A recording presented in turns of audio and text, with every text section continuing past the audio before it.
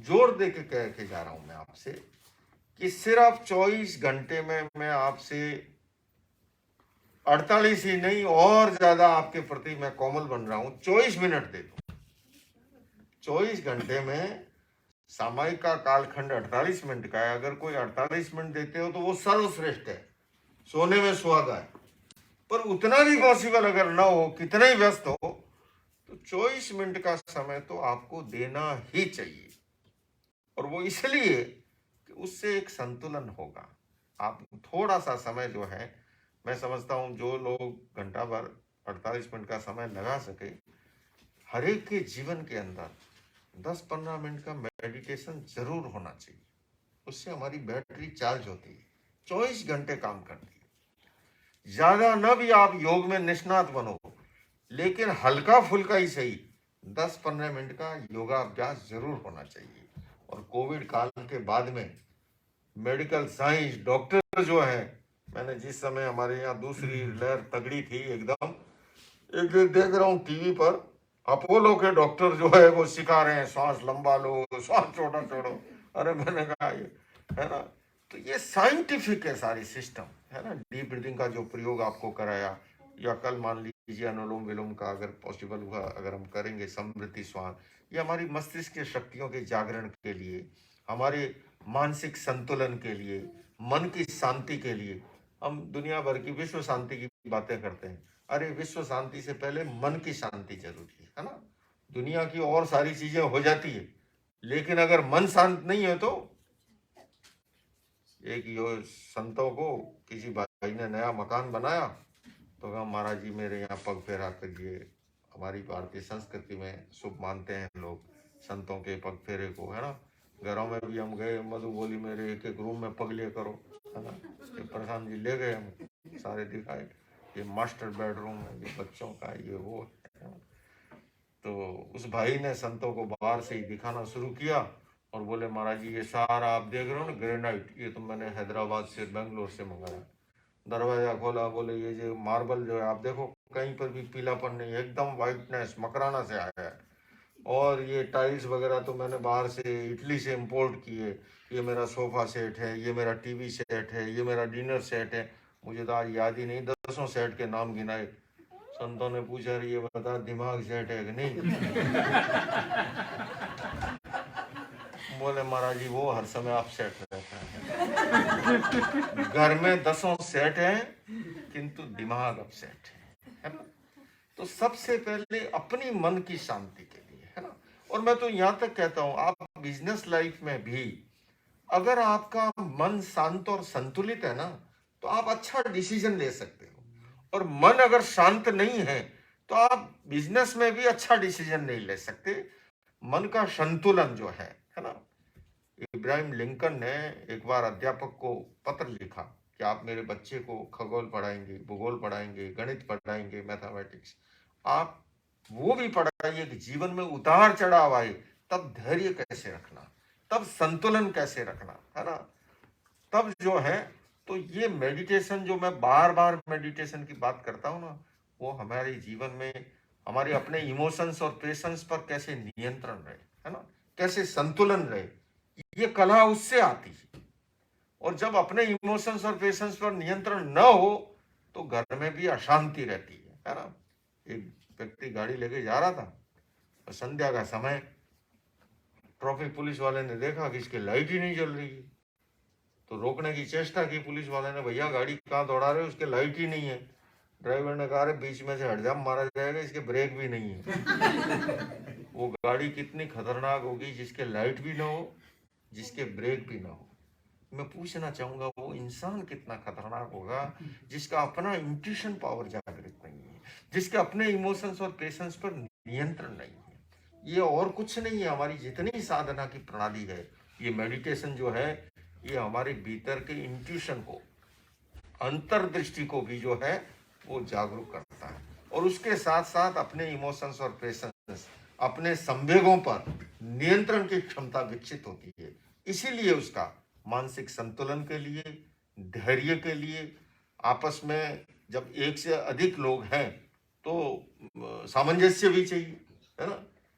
अकेला आदमी हो तो कैसा भी जीवन जिए, लेकिन जब एक से अधिक लोग साथ रहे हो तो वहां पर सामंजस्य बिठाने का तालमेल भी होना चाहिए। और सामंजस्य बिठाने का भाव नहीं है। हिंदुस्तान में दो परिवार रहते थे, एक ऊपर और एक नीचे, बीच में जाली थी। एक दिन की बात, नीचे वाले ने सिगड़ी अंगीठी लगा रखी, ये कोयले का चूल्हा होता ना, तो उसका धुआं ऊपर जाने लगा। तो ऊपर वाले ने कहा, अरे भाईजान ये क्या कर रहे हो तुम, तो मेरा सारा घर धुएं से भर रहा है। और नीचे वाले ने कोई ध्यान नहीं, उसने दोबारा कहा, तीसरी बार जोर से कहा। तो बोले इसमें मैं क्या कर सकता हूँ, धुआं तो ऊपर ही जाएगा, धुआं तेरे लिए नीचे जाएगा क्या? इसने कहा, अरे एक तो चोरी ऊपर से सीना चोरी वाली बात बहनों को भी पता है ना। इसने कहा अब ये ऐसे मानेगा नहीं। तो ऊपर वाले ने छत में एक छेद किया और बच्चों से कहा, आज सैटरडे कल संडे दोनों दिन यही नहाओ और यही दो। तो गंदा पानी नीचे आने लगा और ये जल रहा है। अरे बोले क्या कर रहे हो, ये सब पानी मेरा बेडरूम भर रहा है। इसने एक बार, दो बार, तीन बार जब कहा, ध्यान नहीं दिया, चौथी बार ज्यादा जोर से कहा। इसने कहा मैं क्या कर सकता हूँ, धुएं का स्वभाव है ऊपर जाना, पानी का स्वभाव है नीचे जाना, है ना। लेकिन अगर संतुलन बिठाने का मनोभाव हो, सिगड़ी को उठा के अन्यत्र रखा जा सकता है, पानी को अन्यत्र दूसरी जगह गिराया जा सकता है ना। पर वो कब संभव होता है, जब सामंजस्य बिठाने का मनोभाव हो। वो भाव ही न हो तो पॉसिबल नहीं है। तो बंधुओं और बहनों, मैं बस आपसे आखिरी दिन यही मांग रहा हूं और कुछ नहीं। सिर्फ 24 मिनट का आप जो है, जो जिनके लिए संभव हो, कम से कम जो बड़ी पीढ़ी के लोग हैं, है ना, 48 मिनट निकाल सके सबसे बेस्ट है। पर मिनिमम से मिनिमम इतना अवश्य करे, उस समय मेडिटेशन के लिए, उस समय योगा अभ्यास इसलिए भी जरूरी है, फिजिकली दृष्टि से, मेंटली, इमोशनली, हर दृष्टि से।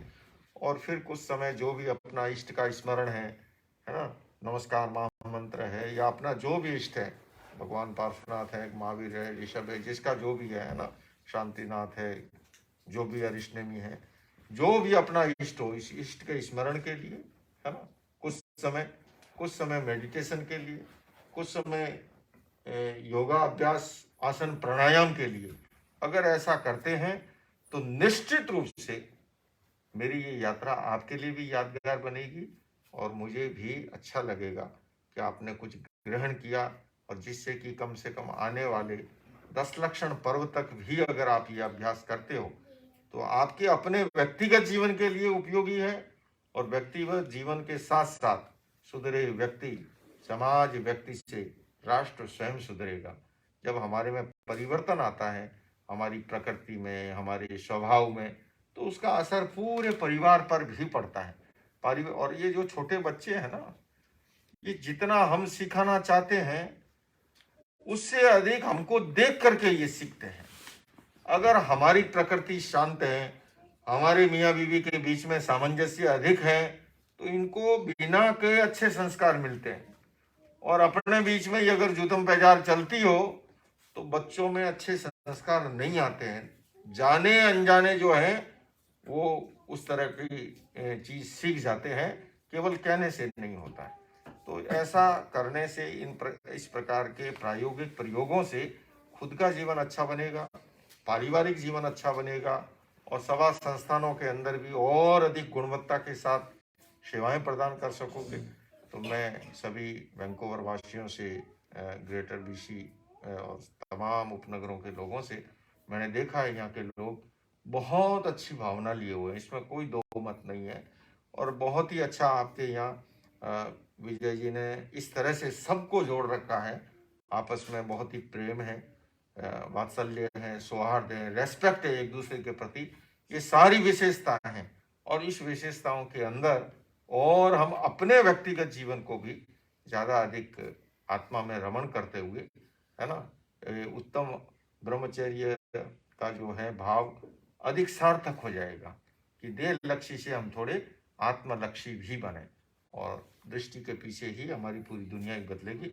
इन्हीं शब्दों के साथ घड़ी का सुइया तो पहुंच चुका है, पर फिर भी मैं चाहूंगा कि प्रश्न उत्तर जो भी आपके मन की जिज्ञासा हो, अब तो आज और कल आखिरी दिन है, इसलिए मन में मत रखो, मन में रखोगे तो आफरा आ जाएगा।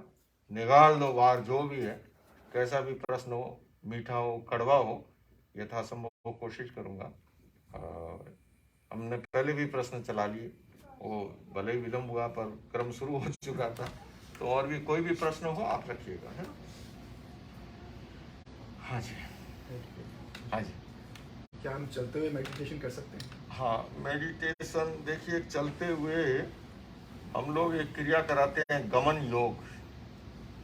हमारे जैन दर्शन में 3 शब्दों का महत्वपूर्ण प्रयोग हुआ है, मनोयोग, वचन योग और काया योग। मनोगुप्ति, वचन गुप्ति और काया गुप्ति। चलते हुए भी, चलने के अंदर ही ध्यान रहना, ये भी अपने आप में एक ध्यान है। साधु की तो चर्या ही है, साधु के लिए विधान है कि जब वो चले तो युग प्रमाण भूमि को देख करके, दृष्टि को सामने रख करके चले, है ना। और कोई भी क्रिया आप करते वक्त तन के साथ जब मन जुड़ जाता है ना, वो क्रिया निखर जाती है, उसकी दक्षता बढ़ जाती है, गुणवत्ता बढ़ जाती है। कोई भी क्रिया को करते वक्त अगर शरीर के साथ मन भी आपका वहां पर इन्वॉल्व है, अब जैसे बच्चा पढ़ रहा है तो शरीर के साथ मन भी वहां है, तो पढ़ाई बहुत अच्छे से होगी। उसी तरह से चाहे ये रसोई क्यों ना बना रहे हैं, रसोई बनाते वक्त ही, पर आजकल नहीं तो कानों में ठूस लेते हैं, बातचीत चलती रहती है, वो क्या बोलते हैं इसको, ब्लूटूथ, है ना।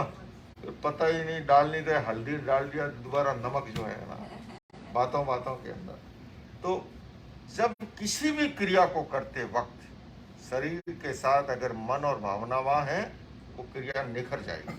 आप सामायिक में भी है, सामायिक के साथ भी अगर मन वहाँ है, ध्यान के साथ भी, और बार बार ये तो तरीके हैं डीप ब्रीदिंग, और मूल तो मन को एकाग्र करने के तरीके हैं कि मन कैसे हमारा एकाग्र हो, और मन एकाग्र होता है तो हमारी हर क्रिया निखरेगी।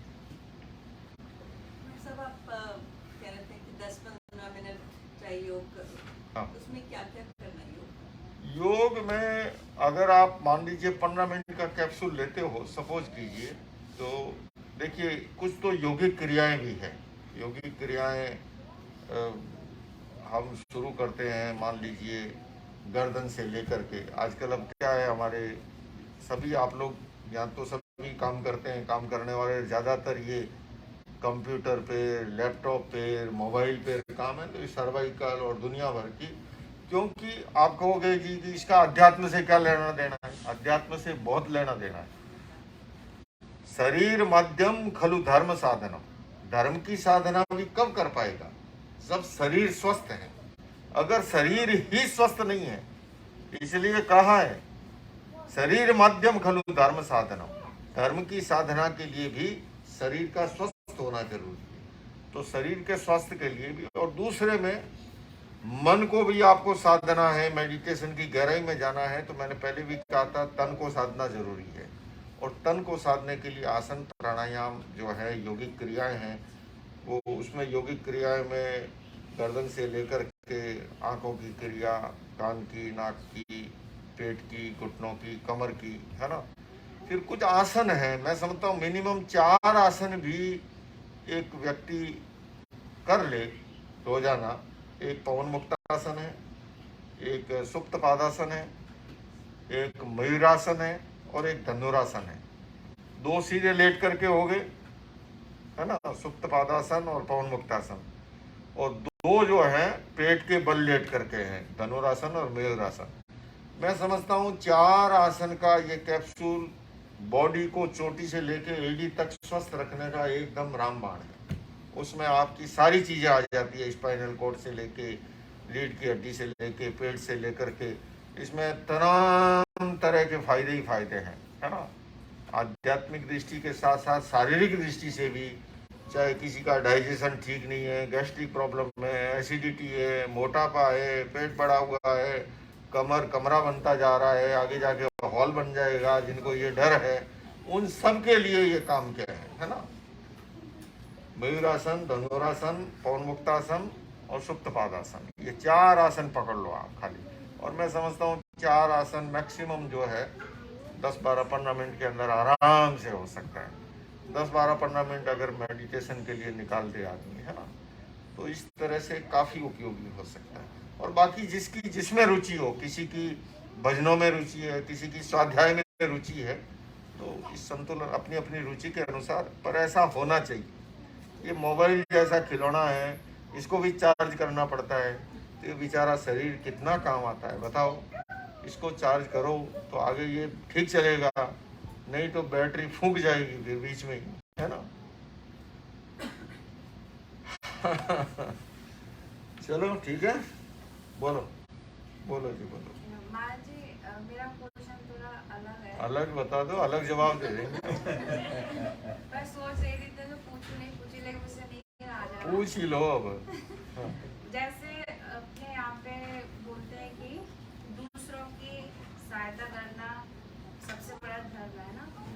तो जैसे आजकल जो बहुत लोग पढ़ लिख जाते हैं और पता चला कुछ दिनों में वो मुनि महाराज बन गए, तो हम अगर दीक्षा न लेके, अगर हम सन्यासी जीवन घर में रह के, और जो पैसे आ रहे हैं, जो आईआईटी पास आउट हैं, जो बहुत बड़ी बड़ी डिग्री लेके जो सन्यासी हो रहे हैं, अगर वो मुनि महाराज ना बन के सन्यासी जीवन लेके और उन पैसों से अनाथ आश्रम या हॉस्पिटल ऐसी चीज़ों में लगाए वो पैसे, तो वो उचित हुआ या फिर नहीं? नहीं, देखिए दोनों चीज़ों का अपना अपना मूल्य है। समाज सेवा का अपना मूल्य है ना। वो समाज धर्म है। ठाणक सूत्र में 10 प्रकार के धर्मों का वर्णन है। ग्राम धर्म, नगर धर्म, समाज धर्म, राष्ट्र धर्म और आत्म धर्म। तो आत्मिक दृष्टि से आत्म धर्म का अपना मूल्य है और सामाजिक दृष्टि से सामाजिक धर्म का भी अपना मूल्य है। दोनों का अपना अपना मूल्य है, दोनों को मिलाइए मत। मूल्य समान भी हो सकता है। एक पिता का नया नया आपकी तरह सीख करके